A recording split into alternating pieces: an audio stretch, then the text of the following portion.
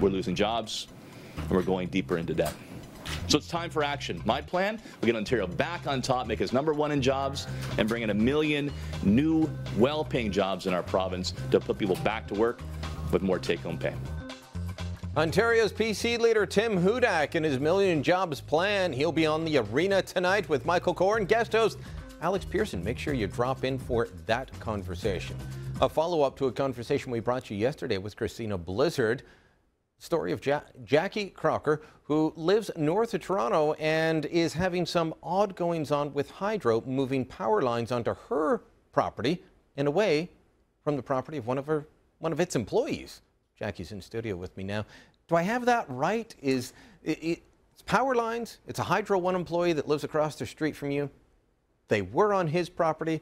They still run that side of the road, but they magically cut across the street where your house is? Cutting across the street, that part's correct. Okay. There's a few things that you said that aren't quite right. Okay, so fill us in on what's happening, because we did get some good reaction to this last night with people saying, this doesn't pass a smell test with me. Well, it doesn't for me either, or my neighbors.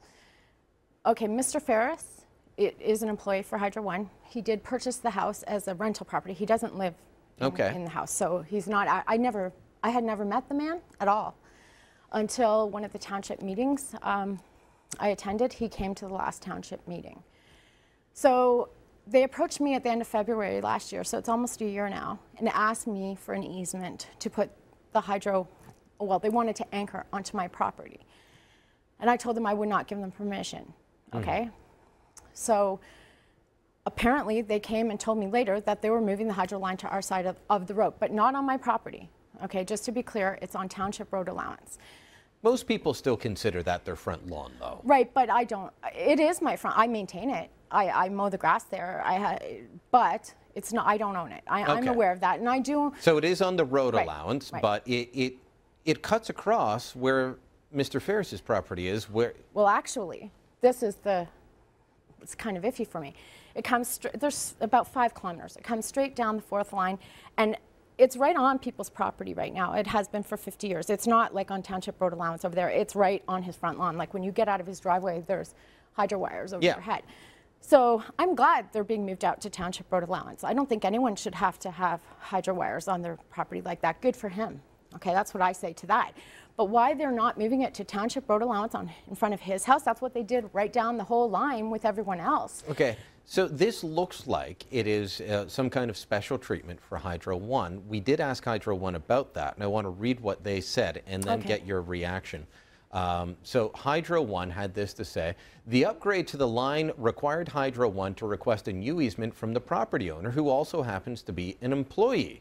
Like any private property owner, he exercised his rights and the line was moved to public property, the road allowance on the other side of the road. So they say there's nothing special going on, but they asked you for an easement. You said no as well. Right, and I asked. But it's still magically appearing. To you, does this appear to be special treatment?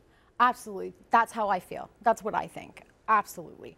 Because you're right. I said no. My neighbor, David Burney, said no. Actually, Mr. Hayes, Mr. Ferris's neighbor on the other side of the road, gave them permission. So there's 4 neighbors that would be affected by this. They have Mr. Hayes' permission on the other side of the road, and they do not have mine and Mr. Burney's on our side. So even if you just went like 2 to 1, it's already over there. They had the easement. They purchased the property with the easement. This, on top of all the other things that have come out about the power system and how it's run in Ontario, from huge salaries to huge price increases, this is another black eye. Well, I was treated, I don't think I was treated very well. That statement they made, it would be true if they were going to put those hydro lines in the exact same spot. They would need a new easement from him, okay, because it's a higher voltage. Okay, so they don't have an easement for that voltage. But that's not what they intend to do anyway. And the truth of the matter is, I've discussed this with the town, the mayor, many times. They don't need an easement from anybody, okay? Because I said to Troy Daswell... To run it down the road allowance. Road allowance. I have a letter from the township saying that the road goes directly down the 4th line, and it's virtually the same on both sides. So they're acting like there's no road allowance on his side of the road, but there is. And why they're not putting it there, is it illegal? No, it's not illegal. They can move it if they want, but I've asked them why. Okay, I've asked them why. I've given them reasons why not to put it on our side. In order to put it on our side, okay, because I was complaining about them having to cut the trees, the trunks are on my property, basically. They touch the property line. But the overhang is big. And it goes over into township road allowance. So they haven't actually cut any trees on my property, like beyond my property line, okay, just what's up there in the airspace.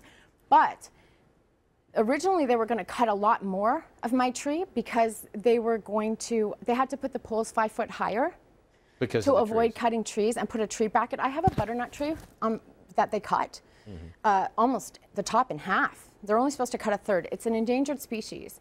I had the Ministry of Natural Resources out because I have quite a few of them on my property, and they don't have the canker. That's why they're endangered. Okay. And this is a retainable tree. And they cut it just like, and so I have actually Mr. Bernie has one too. So we have two butternuts that are. It seems like special treatment on all There's sides. no butternuts over there, and we have a wet ditch. It's always running, even in the winter. When they put the poles in front of Mr. Bernie's house, they had to put this big steel thing around it with rocks in it because it's a wet ditch. There's no wet ditch on the other side of the road. Like, I just don't understand. Unbelievable. You do have the support of your MP. Thanks for coming in. I do want to read off before we go Garth Dunlop's statement. He said, if you're proud of your lawn and your property and your trees and you like your landscaping done properly, you have a right to know why a line has to be shipped to your side of the road and trees removed.